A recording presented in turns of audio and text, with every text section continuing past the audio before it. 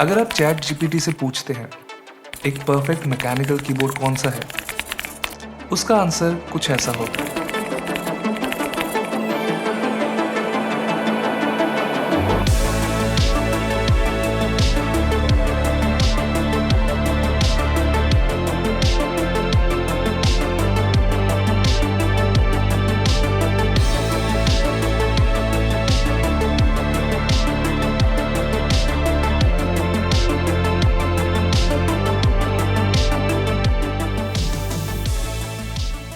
मेरी छोटी सी life time में मैंने थोड़े बहुत कीबोर्ड्स ज़रूर टेस्ट किए, लेकिन पहली बार ऐसा हुआ कि एक कीबोर्ड को बॉक्स से निकालने के बाद मेरे चेहरे पे स्माइल थी। एंड मैं एक ऐसा पर्सन हूँ जो बहुत ज़्यादा स्माइल नहीं करता, तो ये मेरे लिए एक थोड़ा सा नया एक्सपीरियंस था। और ये जो कीबोर्ड है ये है ईपो मेकर का RT100। अब एक ऐसा कीबोर्ड है जो शायद इंडिया में आप डायरेक्टली परचेज नहीं कर सकते, लेकिन इस कीबोर्ड के आने के बाद मैंने कुछ चीज़ ज़रूर रियलाइज़ की कि हमारे जो मेन स्ट्रीम ब्रांड्स हैं ना, उनकी कीबोर्ड्स में फन फैक्टर की कमी है। ये कीबोर्ड भी बहुत ज़्यादा सस्ता नहीं, ये कीबोर्ड का इंडियन प्राइस अप्रॉक्सीमेट 11,000 रुपये का है।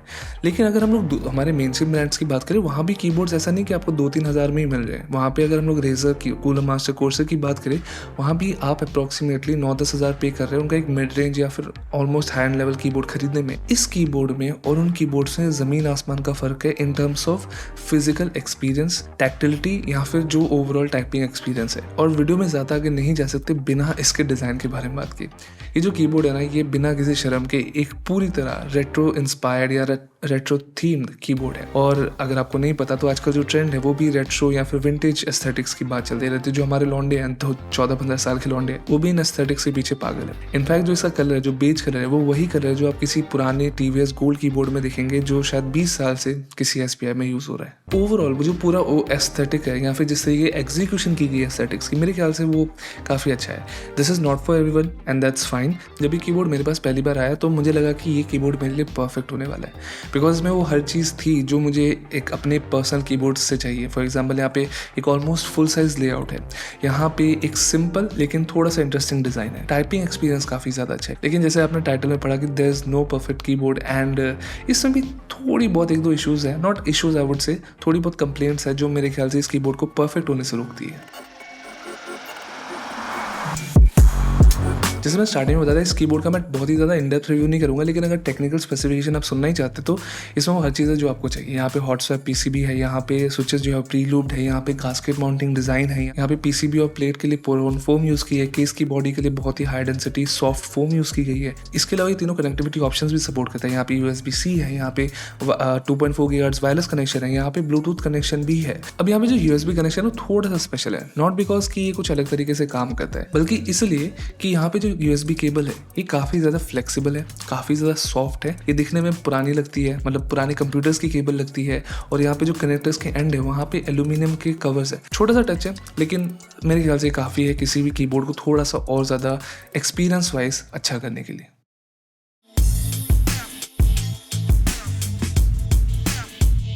किसी भी प्रोडक्ट को इंटरेस्टिंग बनाने का सबसे इजी तरीका है इसमें किसी ना किसी तरीके का गिमिक ऐड कर देना। एक ऐसी चीज़ जो बहुत ज़्यादा यूजफुल नहीं है, जिसके बिना भी वो प्रोडक्ट बिल्कुल नॉर्मल तरीके से काम करे, लेकिन उसकी एडिशन से थोड़ा सा उसका फन फैक्टर और इंक्रीज हो जाता है। एंड यहाँ भी एक ऐसी चीज़ मौजूद है, वो है इसकी छोटी सी स्क्रीन। अब आई नो कि कीबोर्ड्स पे स्क्रीन बहुत पहले से भी एग्जिस्ट करती है, बहुत लाइक 10 साल पुराने कीबोर्ड्स में भी स्क्रीन अवेलेबल थी। एक छोटी सी स्क्रीन किसी पुराने ज़माने के टीवी जैसी दिखती है, और इसका जो एक्चुअल इंटरफेस भी है वो भी थोड़ा पुराने स्टाइल का है, लेकिन दिस इज फाइन। यहाँ पे यूजफुल फीचर्स है 1-2, जैसे for example battery life showcase करता है, डेट और टाइम शोकेस करता है। इसके अलावा CPU से CPU का टेम्परेचर शो कर सकता है, और इसके अलावा कस्टम GIFs भी आप इंस्टॉल कर सकते हो। वो ऑब्वियसली एक ऐसी चीज़ है जो मेरे ख्याल से हर कीबोर्ड में होनी चाहिए, एंड आई थिंक ये बहुत ही अच्छा फैक्टर है।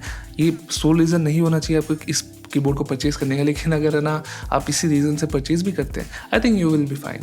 इसका जो वॉल्यूम नॉब भी है ना, वो भी थोड़ा सा स्पेशल है। यहाँ पे जो आउटर रिंग है वो अलग घूमती है, जो सेंट्रल बटन है वो बिल्कुल स्टेशनरी रहता है।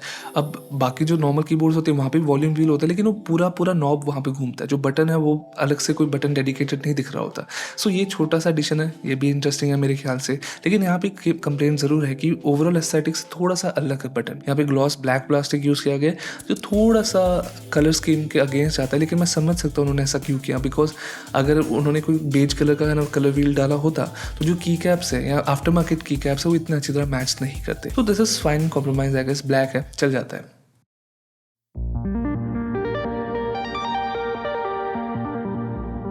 अब इस कीबोर्ड का एक बहुत ही अच्छे एक्सपीरियंस का इंपॉर्टेंट रीज़न है इसका टेक्निकल लेवल पे कंस्ट्रक्शन। जैसे मैंने बताया था गास्केट माउंटिंग वगैरह है, फोम वगैरह सारी प्री इंस्टॉल्ड है और पूरी कंस्ट्रक्शन एक्चुअली प्लास्टिक की है। इसकी जो प्लेट है वो भी पॉलीकार्बोनेट की है। जो स्विचेस है यहाँ पे जो पर्टिकुलर मॉडल है ये है ईपो मेकर के विस्टेरिया स्विचेस। ये ऑलरेडी प्री लूब्ड है फैक्ट्री से। जो स्टेबलाइजर्स की ट्यूनिंग है वो भी काफ़ी हद तक अच्छी की है। एक्यूरेट नहीं है, सारे कंसिस्टेंट नहीं है, लेकिन जितना भी है फॉर द प्राइस ठीक है। आप इसको कभी भी जाके बाद में ट्यून कर सकते हैं। जो टाइपिंग एक्सपीरियंस है ना, दिस इज अमेजिंग। किसी भी 10-15 हज़ार रुपए के mainstream keyboard Razer, Cooler, Master Corsair है, उनसे मैं कहूँगा एटलीस्ट 10 टाइम्स बेटर है। ये बहुत ज़्यादा स्मूथ है। उन लोगों को जिनको थोड़ा थोकी साउंड पसंद है वो भी यहाँ पे मौजूद है। एंड इसको कन्वे करना मुश्किल है, ठीक है। ये चीज़ ऐसी है जो आपको फिजिकली प्रेस करने के बाद पता चलेगी। And let me tell you, मैं अकेले फील नहीं कर रहा था, जो इनएक्सपीरियंस बंदे भी ना उनको भी ये फील हो रहा था कि ये कीबोर्ड कुछ अलग है, ठीक है। जिन्होंने विजिट किया मेरे ऑफिस में या स्टूडियो में, वहाँ पे जब उन्होंने ट्राई किया उनको अच्छा लगा। इनफैक्ट मेरी मम्मी को ये कीबोर्ड थोड़ा सा स्पेशल लगा। तो आप समझ सकते हो कैसे इनटेंजिबल, टेक्निकली टेंजिबल है लेकिन इनटेंजिबल फीलिंग्स को स्ट्रिंग करती है आई गेस। सो ये रहा एक साउंड टेस्ट।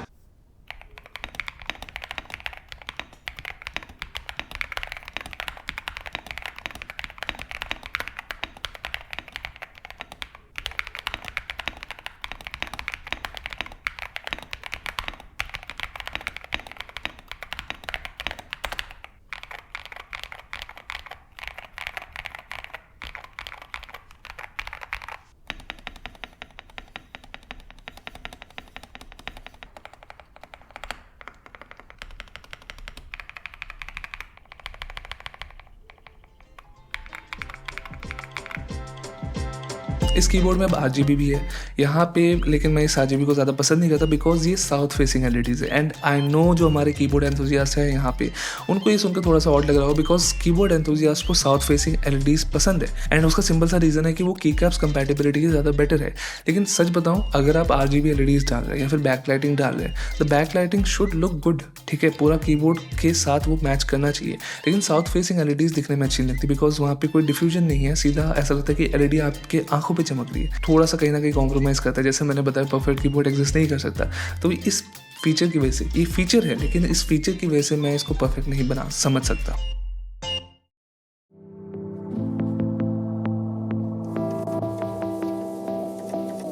हम लोग ना कई बार चीज़ें परफेक्ट करने के पीछे पड़े रहते हैं अपने काम में। प्रोडक्ट भी हमें परफेक्ट चाहिए, द परफेक्ट कीबोर्ड या फिर the best keyboard under 3000 rupees, under 5000 rupees, the perfect PC या फिर the perfect configuration of 1 lakh rupees, 2 lakh rupees.